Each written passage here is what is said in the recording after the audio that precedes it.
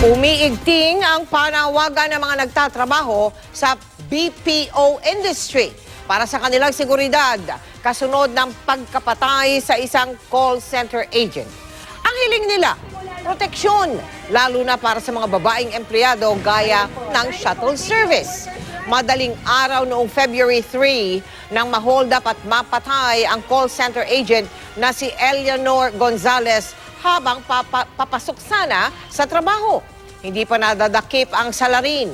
Ay sa Gabriela, patunay ang sinapit ni Gonzalez na masasabing hindi tiyak ang kaligtasan ng BPO workers papasok at palabas ng opisina.